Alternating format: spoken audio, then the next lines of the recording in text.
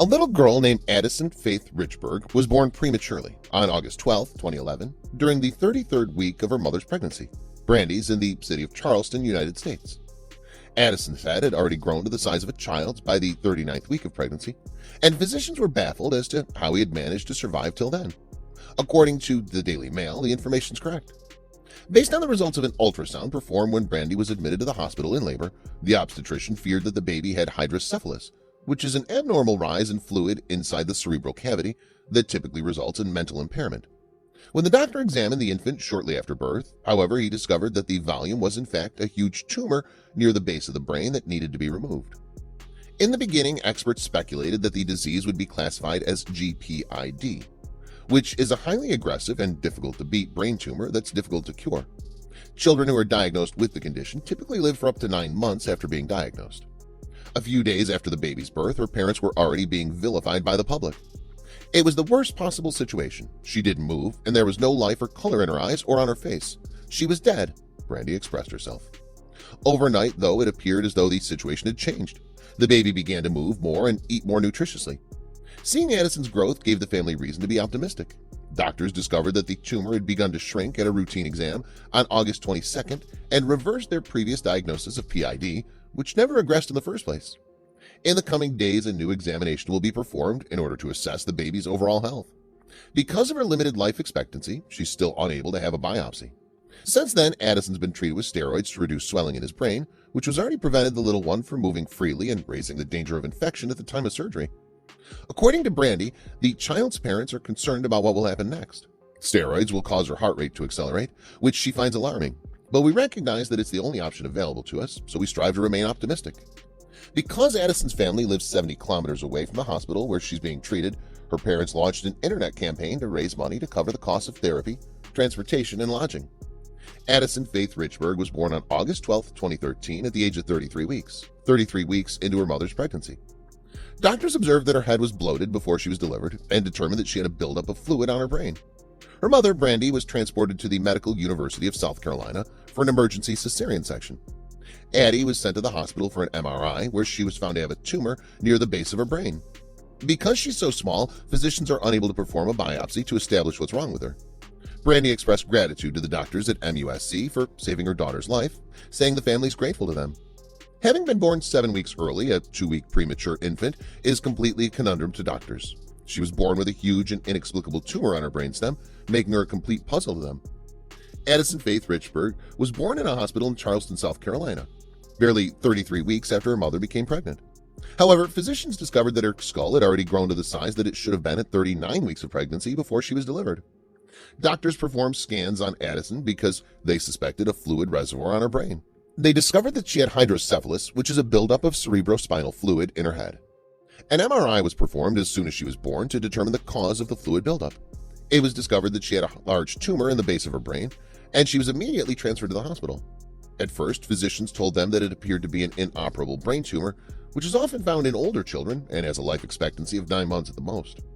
Just as the family was beginning to come to grips with the news, the physicians changed their minds and stated that they would be incorrect after all. And now, 2 weeks later, Addie's parents are still waiting for answers since she's too ill to be sent in for a biopsy because she's in such poor health. When Addie's mother awoke on August 12th, it was simply another ordinary Saturday morning in her household. "I went to use the restroom and realized I'd forgotten where I put my mucus plug," Brandy explained to the Daily Mail Online. "When I decided to go online to double-check, I discovered a slew of conflicting information and numerous sources. However, one of my nurse friends advised me that I should definitely go to the hospital and get it checked out, which I duly did. When Brandy first arrived at the hospital, the nurses assured her that everything was normal and that she would not be experiencing contractions or feeling pain until later in the day.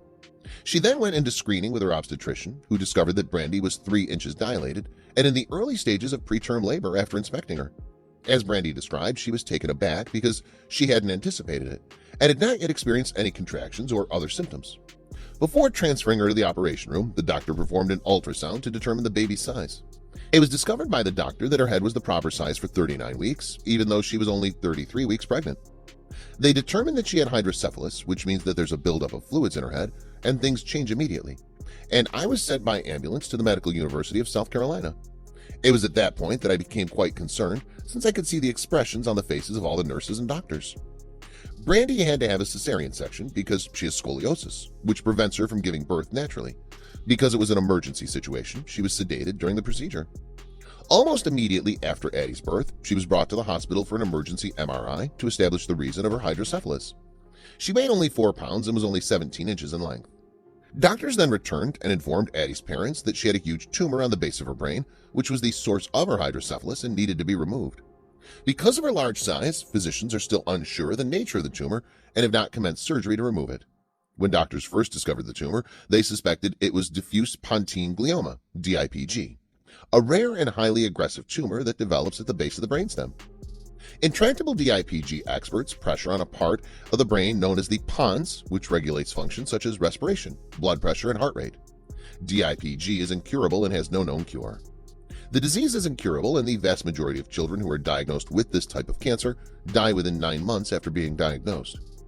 As DIPG is most usually diagnosed in youngsters between the ages of 5 and 9, if Addie had been diagnosed with the tumor, she would be the youngest person ever diagnosed with it. Brandy and her husband Josh began to lose hope on the Tuesday following the birth of their daughter. The parents were informed that their daughter was likely suffering from an incurable brain tumor, and they witnessed her life slipping away before it had begun. It was at her lowest point. She wasn't moving and appeared to be absolutely lifeless. In Brandy's words, there was no color in her face. However, the following morning, things began to improve. It was like everything changed overnight. She regained a lot of the color in her skin and began to eat more healthfully and use the restroom more frequently. Her hands and feet would move when we touched her, the mother recalled. She was quite responsive. The family's optimism was bolstered by her recovery, according to Brandy, but they were still concerned about the chance that she had DIPG. Adding to the excitement, Addie had her follow-up MRI on August the 22nd, which revealed that the tumor had begun to decrease, albeit only a little. Doctors were forced to retract their earlier diagnosis as a result of this revelation, leaving the family with even fewer explanations. The doctors no longer believe it's DIPG because it's shrunk a little, which does not happen with one of those tumors, so they're at a loss for what to do, Addie stated. The next MRI will be performed on August 30th, and the results will indicate that they'll be able to biopsy the tumor in order to examine it. Her parents will continue to be in the dark about what's wrong with their daughter until that time. As Brandy noted, because she's so small, doctors are delaying the procedure for as long as they possibly can. They've been absolutely great in terms of delivering the news to us in general.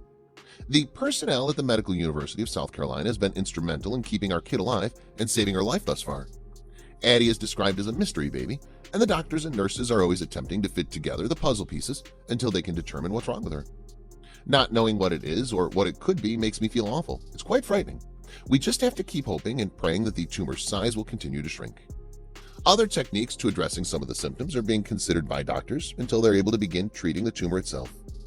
As a result of the tumor and the hydrocephalus, she's experienced brain bleeding that's flowed down her spinal cord. Consequently, it's become extremely bloated, making it difficult for Addie to move and increasing the likelihood of infection. A high-dose course of steroids is being administered to the infant in order to minimize the swelling, and she's having fluid evacuated from her brain on a daily basis through a reservoir at the top of her skull. As Brandy stated, the steroids will cause her heart rate to rise, which is really frightening. But we recognize that it's the only line of action available at this time, so we're counting our blessings and attempting to be optimistic. Given that their home is 43 miles away from the hospital where Addie's receiving treatment, and that they're spending so much time at the hospital, the family is raising money through crowdfunding to assist cover the cost of the treatment.